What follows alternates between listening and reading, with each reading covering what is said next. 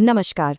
कभी सोचा है कि गज़ल जैसा नाजुक और खूबसूरत आर्ट फॉर्म सियासत के खिलाफ एक हथियार भी बन सकता है? आज हम एक ऐसे ही शायर की बात करेंगे जिनकी कलम ने आम आदमी की आवाज़ को हमेशा के लिए अमर कर दिया। चलिए, दुष्यंत कुमार की दुनिया में चलते हैं।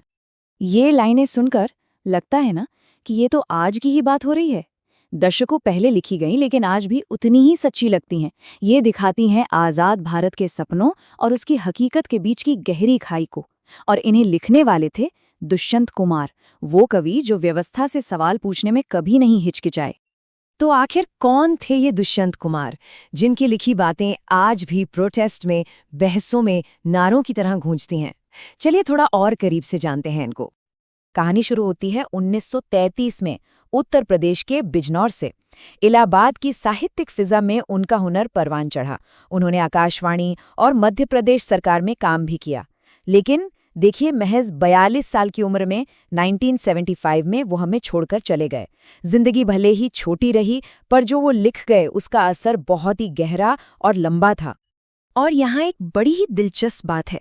सोचिए, जिसकी शायरी में इतना गुस्सा, इतनी तल्खी, इतनी बेचैनी हो, वो इंसान असल जिंदगी में कैसा होगा? एकदम उलट, बेफिक्र और हंसमुख। ये बड़ा कमाल का कॉन्ट्रास्ट है ना? मतलब समाज का सारा दर्द और गुस्सा वो अपनी कलम में उतार देते थे। अब बात करते हैं उनके सबसे बड़े, सबसे क्रांतिकारी काम की। उन्होंने सिर्फ कुछ शेर नहीं लिखे, बल्कि शायरी के एक पूरे फॉर्मेट का, कह सकते हैं कि डीएनए ही बदल दिया। गज़ल, ये शब्द सुनते ही क्या जहन में आता है? इश्क, मोहब्बत, हुस्न और जमाल की बातें, है ना? पारंपरिक रूप से गज़ल उर्दू अदब की शान रही है, एक खास लय और मीटर में बंधी हुई। मगर दुष्यंत कुमार ने यहाँ एक इनकलाब कर दिया। उन्होंने इस उर्दू विधा को, जो अक्सर थोड़ी मुश्किल ज़बान में होती थी, उसे उठाया और आम बोलचाल की हिंदी में ढाल दिया, जन भाषा में। और नतीजा, गज़ल अब सिर्फ मुशायरों और किताबों तक सीमित नहीं रही, वो सड़क पर, चाय की दुकान पर, आम इंसान की जुबान पर आ गई। सच पूछिए तो यही असली क्रांति थी। तो ठीक है, उन्होंने गज़ल को हिंदी में ला दिया, पर किया क्या उसका? उन्होंने गज़ल को सियासत के टूटे वादों को दिखाने वाला एक आईना बना दिया। जरा इस फर्क को देखिए।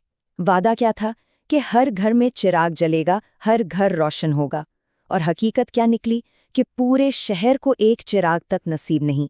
वादा था कि ये जो बड़े बड़े दरख्त हैं, मतलब हमारे इंस्टीट्यूशंस, वो साया देंगे, राहत देंगे। और हो क्या रहा था? उन्हीं के साए में धूप लग रही थी। मतलब जिनसे उम्मीद थी वही जला रहे थे। और ये जो लाइन है ना, साए में धूप लगती है, ये सिर्फ एक शिकायत नहीं है, ये शायरी का जादू है। इसे कहते हैं विरोधाभास अलंकार।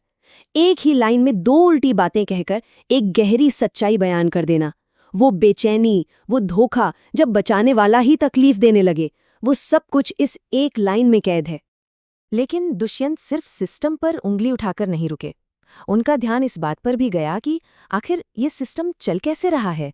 उन्होंने उस मानसिकता पर भी वार किया जो ये सब चुपचाप सह जाती है। इस शेर को जरा महसूस कीजिए। नो हो कमीज तो पाँवों से पेट ढक लेंगे।